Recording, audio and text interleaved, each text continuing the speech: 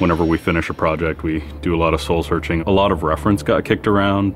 The Seven Samurai, the Magnificent Seven. We talked very early on about showing off a more human approach to Spartans. We definitely focused on trying to go back to sort of the core of what made Halo CE, the Combat Evolved, the sort of phenomenon that it is. I remember my first time playing Halo, and I was in that first level, and after winding through these technical corridors, fighting aliens, and then I step out into this world, and it just opens up in front of me, and it's beautiful and alien and huge. That was a sort of seminal moment for me, and I think that's part of what we want to capture in Reach. Something that was core to the game at the beginning was that sense of wonder and exploration. We started with a series of events. We basically set out like, okay, from this date on Reach to this date, we built a military campaign. We all had a desire to really flesh out the backstory of what happened prior to Master Chief and Cortana even entering the picture. We knew there were other Spartans, and it just seemed like such a rich area to tell a character-driven story with new characters. We wanted this team to feel like a Delta Force type team that are usually a smaller number. Why are we not seeing explosives residue? This particular team, Noble Team, they've survived by staying together. You're Noble 6, you're a replacement for a Spartan that's died. You're experiencing this story, boots in the mud. We looked at the story of Reach, and it was obviously a more intimate, character-driven story.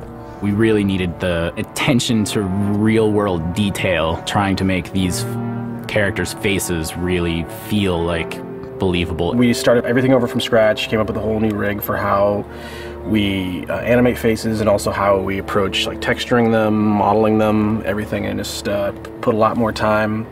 Difference about a couple million polygons.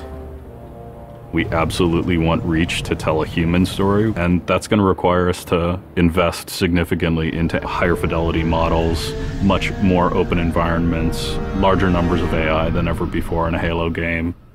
To pull off the vision for what we had for this game, we ended up gutting almost every part of the engine, retooling things to make it run faster, to make it run better, it looked better. We had to throw out all of our technical systems. We had to then throw out the content that went with it because that content didn't represent the new bar we were going for. Copy that, on our way. Don't need command to tell me. Been on hers half my life. Let's shoot it. We've got a great team of guys, and they could take motion capture and they could make the poses way more dynamic, way more expressive. Those changes bring out the life, they bring out the style of our characters. We had probably 4 times the amount of polygons to play with this time around, which gave us a lot more freedom and creativity in what we wanted to achieve. When you look at total engineers that are actually putting code that are actually affecting this game, I mean, it's massive, 30+ guys. It's crazy. When you shoot a rock face, you'll see sparks, rock chips, dust. In Halo 3, we had a maximum of 100 colliding particles. In Halo Reach, we have thousands. We've got much more customizable Spartans than we've ever had in the past. The number of polygons we can draw at one time has skyrocketed. It's changed the way we build things up close as well as out far. This is where Noble Team arrives, and then you're going to work your way down, all the way down these terraces.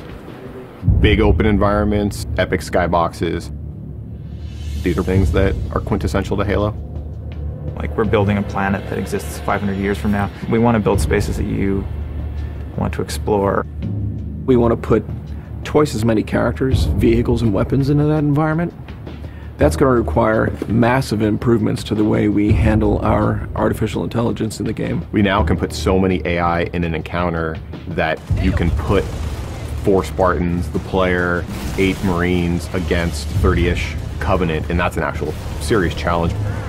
Bringing the elites back was something that was really a true joy for us because they're such an awesome character to fight. What if the Spartans and the soldiers don't actually understand what the aliens are saying? What's that going to feel like? What if we can get back to having the aliens feel really alien and threatening?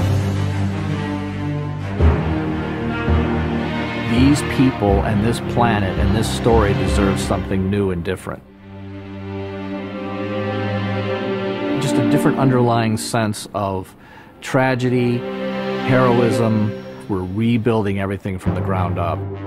You have to walk this very fine balance. We want to add new things, but we don't want to rough up anybody's baby. I mean, that's the whole thing about the crazy sausage that is Bungie's Halo Reach ODST universe, is that we've sort of developed this gameplay that every person sort of has the different things about it that they like, and I still think that we still struggle to figure out exactly what, you know, like what can we add or remove without pissing off certain people in the population. We looked at the Halo 3 assault rifle, and it really does feel kind of dated. It fit the tech then, but now we have all of these new polygons to play with. We went to a lot of trouble to sort of ground the weapons and the vehicles more in this sort of more real, more gritty world. We refined a lot of the weapons to push them into their particular role, and that role is defined a lot by range and the range of combat that you're going to play. For instance, the DMR, which is a sort of medium to long range suppression marksman rifle.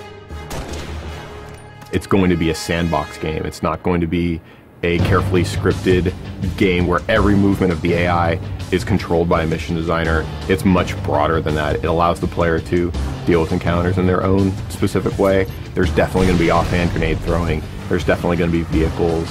There's definitely going to be a large number of weapons that are incredibly powerful, incredibly accurate, to allow the player to feel like a badass. Now, if you melee him in the back of the head, like you really mean it, you're holding down on the button, and you will launch into this more elaborate animation sequence. It's going to be a very different campaign experience for people overall. We're doing stuff in the campaign that people absolutely won't expect from a Halo game. Bigger battles. Brand new cast of characters. An incredibly ambitious game. Every neuron in my head is firing with just reach, reach, reach. We knew from the beginning what the end was going to be. This is the definitive Halo made by the people who created Halo.